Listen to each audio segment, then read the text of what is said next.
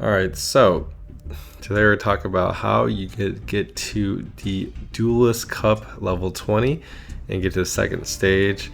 It's Black Row back with another video. So I just got to level 20 today and I want to show you the deck I used and kind of just destroyed some kids.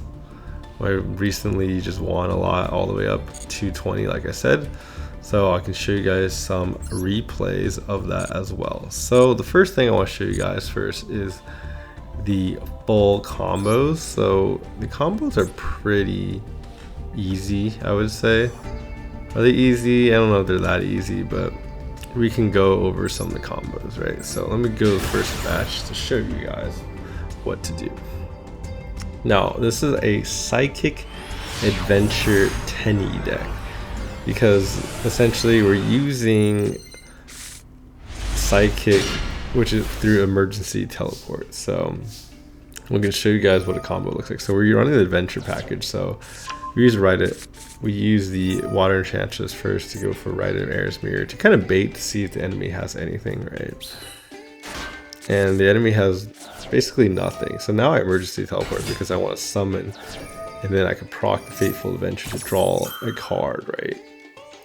So now I'm able to draw the Equip card and the Assault Beast, right? So now I got the Draco back in, then I can activate again to send the Draco back out and get the Wandering Griffin Rider, right?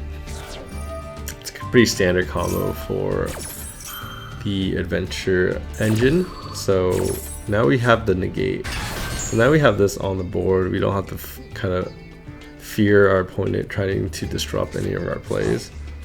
So then I activate Assault Beast, right? So Psi-reflector is really overpowered in my opinion, because I could emergency teleport this card out, so it uses a special summon, not a normal summon. And then it has technically three effects, right? When you summon, you can add a card, which I added the Assault Beast, and then you can send the Assault Beast to the graveyard to get Assault Mode activate. And because you have Assault Mode activate in your hand, you can summon back the Assault Beast onto the board right here. So activate the effect, I summon him back. Then after I summon him back, I can choose a level. So I chose, I think, 7, but it doesn't really matter because I go to Hulk Ephrax. So essentially Psi-reflector is a 1-card Hulk combo, because essentially you emergency teleport into this card into a Hulk for free, right? And then you can start doing your combo. So in this case, Hulk is able to pull a card, which is Jet Synchron, right? And I use Jet Synchron in this case because I have 2 monsters on the field, so I need space to summon monsters, right? So this summons 3 tokens. And then of course I can pop him to get the Mecha Phantom Beast. So you get Mecha Phantom Beast, which is a 2-drop, right? And they synchro. And we get Denlong. So Denlong is broken because he has like 4 effects. But you summon him, you grab a card. So we grab a card, and then because we sent this to graveyard, it summons a 3 token, right? So do that, grab the card. Now the secondary effect is I could send a card to graveyard and his level becomes that card. So I send a Suna if I wanted to use it, but it makes it level 7. Synchro these 2 cards together, you get a 10, and we get the Baron de Fleur. So it's another negate. So now we have 2 Omni negates on the field that can stop my opponent from casting anything, essentially. And because I synchroed the Denlong away, I got to summon Suwani onto the field, which is another 4. So now we can do some more plays, right? So now I send a card to the graveyard to summon back the Jet Synchron, right? Which I sent my Assault Mode battle. Now I summon Cupid Pitch, right? Cupid Pitch, I'm gonna make a level 3, and I'm gonna synchro it with the Suni. So this makes a 7, right? So now that I have a 7, I also, because I synchro with that card, I also get to draw a card, right? and I draw the Nemesis Corridor. So now I summoned a Nemesis Corridor from this, and I burned him for 700 damage. I can also summon the Colossus with this, and then now I'm using my own Baron de Fleur that I created earlier to pop my own card Yazi, so I can draw a card from my deck. And here we search for Taya. Now Taya gets summoned. I banish a card. I summon. Now I can summon an 8 mana or 8 drop card, right? So I do the Yangtze or Baxia, and then with Baxia summon, you could send a card with Taya, and what I did is I send Moye, so then I could pop a card with Baxia to get Moye back, right? So I pop my card and I get Moye back. And with Moye, I show a card in my hand, which is the Chiwin, which I drew earlier from Denlong. And then I summon this, and together we can go into another negate. Now we have 3 Omni negates on the board. So if my opponent tries to do anything, we have 3 ways to stop him, which is just insanity already. And the combo's not even done yet. And here I Nemesis Corridor. Now I actually think I messed up here. I could have Monster Reborn and made this into a 9-drop, which I didn't do. But you know, slight misplay in my opinion. But I can also say I'm saving it for next turn, you know. So now I summon Colossus using Nemesis Corridor effect, and if you look at this board, I literally didn't even use my normal summon. I could have normal summoned monsters. I also didn't use my Monster Reborn. I just ran out of space on the board to summon more things, so I just kind of stopped summoning things and just saved this all for next turn. But yeah, so this is the end board where you have 3 negates on the field, and then you also have Thunder Colossus, which doesn't die easily, and it prevents them from searching. And then we also have Baxia just as a wall. The opponent basically can't really do anything because we can negate 3 of their cards, and he just concedes. So that's kind of the standard combo right here. Now I'll show you guys a different clip of me playing the combo, but getting, I think, slightly disrupted and negated. So it won't be as easy to get off the combo, I believe. But so here we go first again. This is pretty much a go first deck. If you don't go first, you can still win, but it's a lot harder. I think that's true for like any deck though. Going second sucks. So right here, I do Fateful first and right, so I can draw the Draco and do the standard combo. We get the Wandering Griffin. Now we use a Wandering Griffin Rider to negate, right? So you want to set up your negate first before you do your standard combo. So here I summon Tenyi, then I summon the Wandering. So that's kind of important order. You can summon this card and this card at the same time because his summon is a quick effect. So now I'm able to have the Omni negate on the board and 2 monsters, right? I send this guy to graveyard, get Assault Mode activate. But here I decided not to call it back because I wanted to save space on my board to summon stuff. So here I Hulk, and this one he negates me, right? And that's why it's important to have Wandering Griffin Rider first before you Hulk, so you can prevent these type of plays from disrupting you, right? So then now I'm able to use that. I can stop it, and then my plays can go through. But here is also another important thing is I actually think I chose the wrong card. I should have summoned Despot instead, but I did Jet Synchron, so it cost me a card in my hand. So that's one play I did misplay. But here we send it down, and then we do standard combo again. Back to Phantom Beast into Denlong. Denlong, send a card, become 7, summon another card.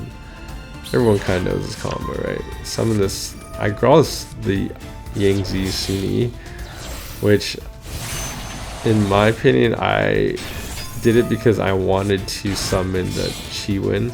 Well, sorry, the Chiwin's already in the graveyard, but you'll see. Do Cupid Pitch, and using Cupid Pitch I use the level 4 to summon Yazi, right? Now I can trigger that effect, get Nemesis, then pop my Yazi again, right? Pop that, get a card from your deck, and because I popped the Yazi, the Chi also has the effect of summoning itself when a Yangzing monster gets triggered, so I get 2 cards back. So now I got the Taya, which I could banish a card, and then get a level 8, which I'm going to do Baxia. With Baxia, I summon his effect, send the Moye into graveyard. Now I can pop a card, so I'm going to pop my Fateful now. So if you see this combo, I basically used every single card I got from the Fateful Adventure, and I used every single card and got rid of all of them and comboed into it, which is really nice. So like the adventure package gives you a lot of cards that you can just use to combo with, right? So I got Moye, and because I have the Sunni in my hand, I'm able to summon 8. So now we get an Omni Negate on the field. So now we have 2. So we used 1 negate earlier, and now we put 2 more on the field, right? And then I draw a card as well. So negate, draw a card, and then I still have Nemesis and Sunni as well. Summon this guy, get Thunder Colossus, and then using those 2, I can synchro together, get a 9. So now you can see this is like, I could have had, because I already used 1 of my negates, I summoned 2 more negates, and then this Thunder Dragon Colossus prevents them from drawing or searching for cards, and then this card prevents them from basically sending things from the field to the graveyard. I'll be banished, so this basically just locks down the enemy's board. And he realizes he can't really do anything, and he surrenders, which happens most of the time. So yeah, this is basically the deck. I can show you my deck list. I've been refining the deck list quite a bit, but this is kind of my final deck list. So I run 1 Chi to search for, or to have in my hand so I can pop and use the Moye. I use a Despot because Despot, if you have kind of a full board, Despot is better than Jet Synchron because you don't have to pay a card to summon Jet Synchron, versus that Jet Synchron's better if you have the adventure package already on the board and your whole entire board is full. Then using Jet Synchron is more efficient to get your combo off. The Psi-reflectors are OP, so you run 3 of them with 2 emergency teleports. So if you emergency teleport into it, you basically get a free summon without using your normal summon, and you basically have 5 of these cards, right? Because you can search for them. So then we run 3 of the Tenyis of each one, because you can special summon them and then summon any of these cards to make Kristalon Hulk. So it's a very good combo in general. And then I run a Maxi just to like scare my opponent, but honestly my Maxi can only go into Ash Blossom and Infinite Impermanence. That's kind of my only negates, because I kind of play my deck more of a turn 1 versus a turn 2 type of deck. So that's just my choice. I run 1 Mecha Phantom Beast to pull off of the combo. Run Ghost Ogre to proc my enemies, and then Ash Blossom because it's OP. 2 Water Transistors, and then you also have Foolish Burial to activate your combo. Also the Rite of Air's Mirror. So you have 5 ways to start that combo, and you also have 5 ways to start this combo. So you have a lot of ways to kind of start really good combos. And of course the Assault Beast to send to the graveyard for Psi-reflector to draw the Assault Mode activate. Then we got the Suani, which I think is a really good card because this card allows me to synchro a 9 and a 7, but I also can just synchro an 8 directly, so this is just a good card. I'm also running DPE, but I didn't really show any footage of me using DPE, but DPE is also really good because essentially you can bait your enemies into summoning Predapant, and then if they don't negate it, then you can just summon DP, but then negate it, then you can summon Hulk, or you can do it the other way. You can try to summon Hulk and then negate it, and then you summon Anaconda and go to DPE. So it just allows you to like play through different negates, which is nice, and also allows you to draw cards. And if you draw Fusion Destiny in your opening hand, you basically win the game. So it's a very good card to have. And then of course Wandering Griffin Rider for the negates. I run 2 because I wanted more special summons, but I think I can cut one, honestly. Regeki and Harpy's Feathers Dust, because they're just really good to get on the board. And Draco back, as always, to bounce a card. Very good card. 1 Fateful. We run 2 Call by the Grave because we want to be able to get our combo off. So this kind of negates the negates. And then Infinite Permanence.